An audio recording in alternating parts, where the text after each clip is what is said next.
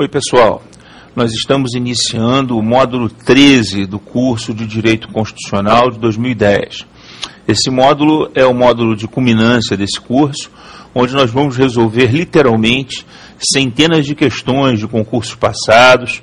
Essas questões, ao contrário do que nós fizemos ao longo do curso, não guardam relação com um assunto específico, são questões dos mais variados assuntos.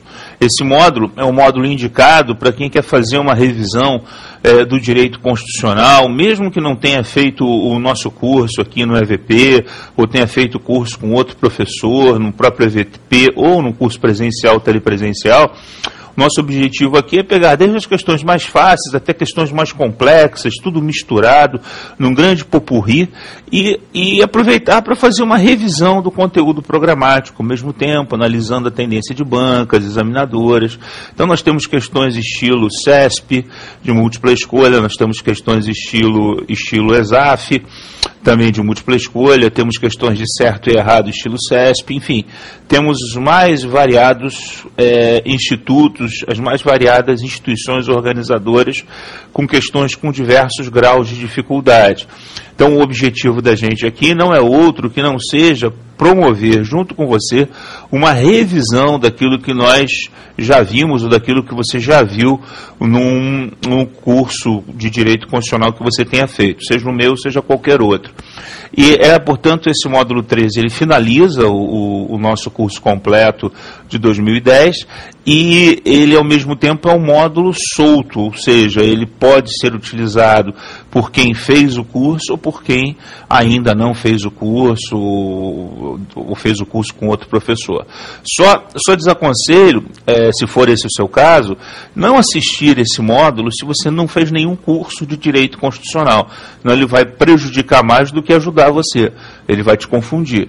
Esse módulo ele já é desenhado para quem já estudou a matéria, portanto, eu quero deixar isso bem claro, tudo muito certinho, bem explicadinho.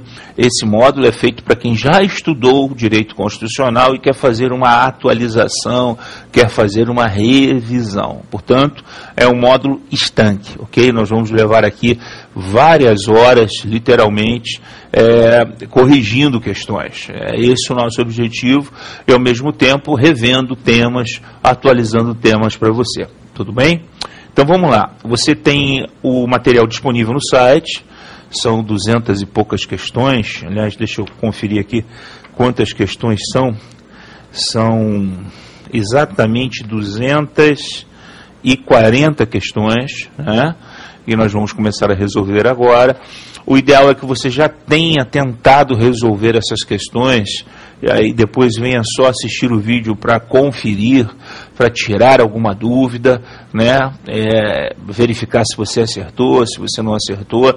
Então a mecânica é essa, você baixa o arquivo do site, módulo 13, professor Silvio Mota, curso de Direito Constitucional completo, 2010, baixa do site e começa a fazer. Resolve lá umas 30, 40 questões e aí começa a assistir a correção. Assistiu a correção dessas questões que você resolveu, resolve mais 30, 40 e assiste a correção também. E assim sucessivamente. Você ganha muito mais se fizer assim. Se você acompanhar a resolução das questões pura e simplesmente sem tentar resolvê-las antes, você vai perder um bocado de handicap, o que não é legal, né? Então vamos lá. Você acha que vai ganhar tempo, mas na verdade você vai perder tempo, ok? Tudo bem, então, para quem não me conhece, é bom que eu me apresente, né? Para quem não fez os outros módulos do meu curso, meu nome é Silvio Mota, eu sou professor de Direito Constitucional há 25 anos, preparando gente para concurso público nos mais variados locais, rincões desse país. Tem vários livros publicados pela editora Campos.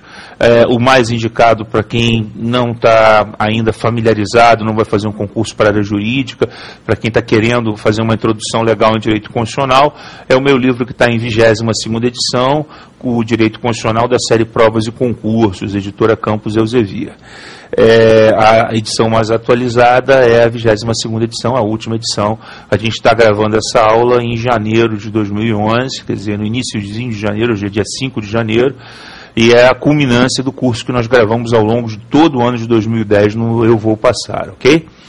Então, feitas as apresentações, feita a apresentação do produto, feita a advertência de que você primeiro tem que fazer as questões para depois acompanhar a solução, vamos então à solução da primeira questão desse teste de verificação final, essa resolução de questões, esse módulo específico para isso. Primeira questão afirma que a Constituição Federal veda uma questão literal, uma questão fácil, uma questão de 1990, questões assim, infelizmente, não são mais comuns, né? O que a Constituição veda, efetivamente, é o anonimato e as associações de caráter paramilitar. No inciso 4 do artigo 5º, você tem a liberdade de expressar um pensamento, sendo vedado o anonimato, e as associações de caráter paramilitar elas são vedadas no inciso 17 do mesmo artigo 5º, e depois no artigo 17, parágrafo 4º, especificamente, em relação à não utilização de associações de caráter paramilitar por parte de partidos políticos. Então, questão tranquila, só para a gente abrir os trabalhos, opção E. Questão 2. Assinale a alternativa correta. Letra A. É livre a expressão da atividade intelectual, artística, científica e de comunicação, ressalvados os casos de licença previstos em lei. Não há essa reserva, a lei não pode estabelecer licença ou censura prévia, portanto essa opção está errada, né? Isso seria uma deturpação da interpretação e da própria literalidade do inciso 10 do artigo 5º da Constituição. Letra B. A casa e asilo inviolável do indivíduo, ninguém nela podendo penetrar sem consentimento do morador, salvo durante o dia por determinação judicial ou requisição administrativa. A requisição administrativa não é uma maneira de flexibilização da inviolabilidade da casa. Então, nós não admitimos a violação da casa por requisição administrativa. A única possibilidade da sua casa ser violada, fora das hipóteses taxativamente previstas no inciso 11 do artigo 5º da Constituição da República, seria a incidência de um estado de legalidade extraordinária, como, por exemplo, o estado de sítio, onde a inviolabilidade domiciliar fica suspensa durante esse estado de legalidade extraordinária. Mas, salvo essa exceção, prevista textualmente no artigo 139 da Carta da República, ninguém pode entrar na sua casa sem o consentimento seu, do morador. O morador é o único titular do direito de inclusão ou de exclusão de alguém ou de alguma coisa de sua casa, salvo nas hipóteses de flagrante delito, para prestar socorro, desastre ou durante o dia por determinação judicial. Portanto, o que a gente acompanhou, né, no Brasil inteiro, o Brasil inteiro acabou acompanhando essas operações no Complexo do Alemão, no Complexo da Penha, na Vila Cruzeiro aqui no Rio de Janeiro, foi um verdadeiro festival de atrocidades com a Constituição. A Constituição foi simplesmente rasgada e nenhuma dessas diligências poderia, né, dentro da lógica constitucional, produzir algum tipo de prova válida. É muito complicado a gente advogar a tese de que essas diligências foram e efetivamente são inconstitucionais, quando existe toda uma opinião pública, todo um clamor público no sentido contrário. Mas dentro da frieza do texto constitucional, e mesmo que se tente flexibilizar o texto constitucional, mesmo que se tente aplicar o princípio da razoabilidade ou da proporcionalidade, ainda aí não há lastro constitucional que justifique esse tipo de ação policial fora de uma decretação de um estado de sítio. Nem mesmo num estado de defesa, nem mesmo uma intervenção federal no estado do Rio de Janeiro, esse tipo de incursão, sem mandado judicial, sem indícios de flagrante delito, seria tolerável. Então, sob o ponto de vista estritamente constitucional, essas ações constituem, por si só, abuso de poder, abuso de autoridade. A maneira de resolver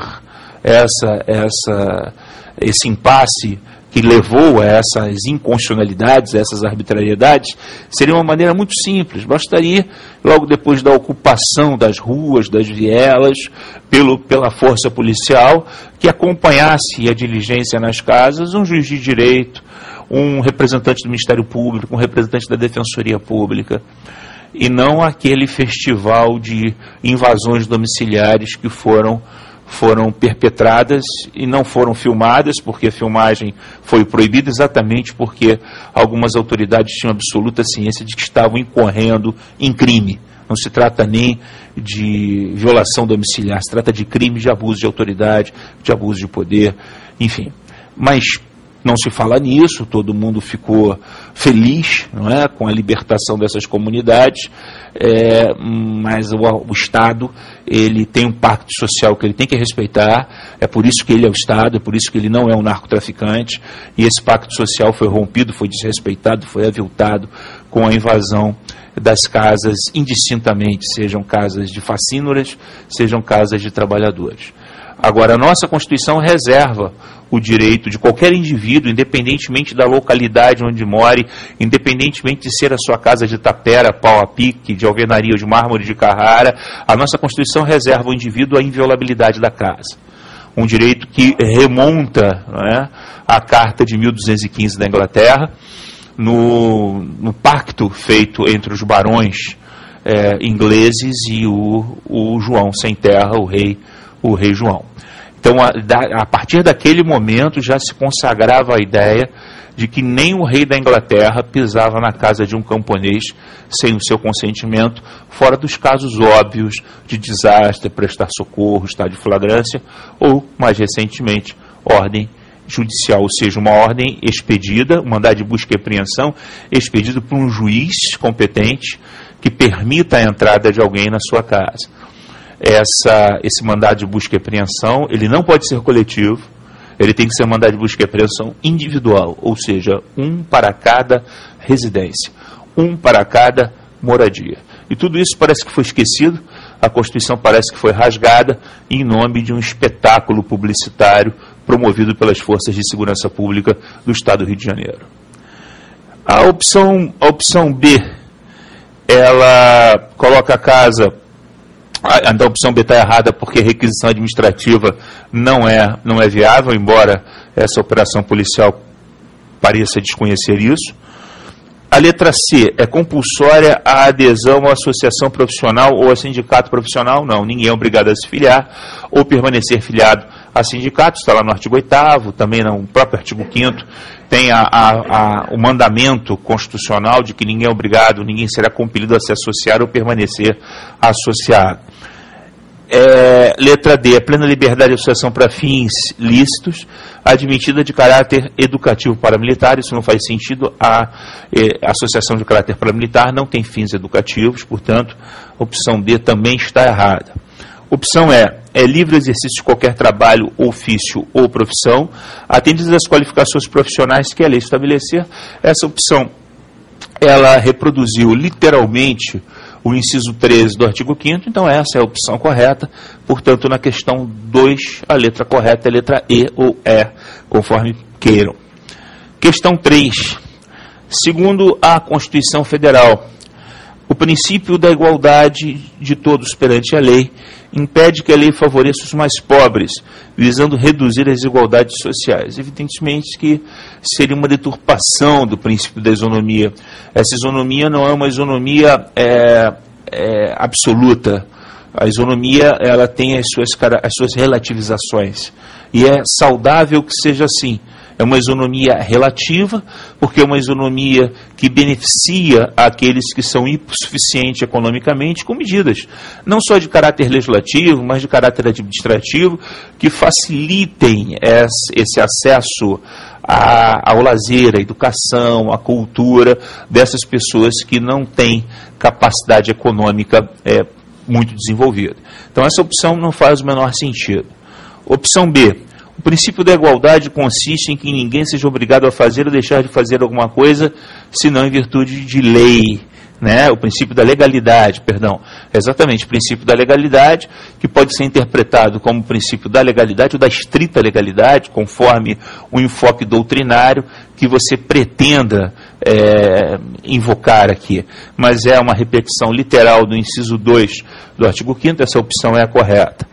Letra C. O princípio da livre manifestação do pensamento protege o anonimato, não lhe veda o anonimato, como nós vimos no inciso 4, como nós podemos ver no inciso 4 do artigo 5º. O exercício da liberdade do direito de resposta pela vítima da ofensa contra a honra exclui a indenização por dano material, moral ou imagem. Não exclui. Além do direito de resposta, que é assegurado pelo inciso 5 do artigo 5º, você ainda tem a possibilidade indenizatória. E a letra E. A crença religiosa não é motivo de privação de direitos, ainda que invocada para quem pretenda eximir-se de obrigação legal a todos os impostos e se recuse a cumprir prestação alternativa fixada em lei. Nesse caso, a crença religiosa vai causar problemas para você. É a livre expressão da sua crença, mas existem limites para a expressão dessa crença, balizados pelo princípio da razoabilidade. Na próxima aula, a gente continua.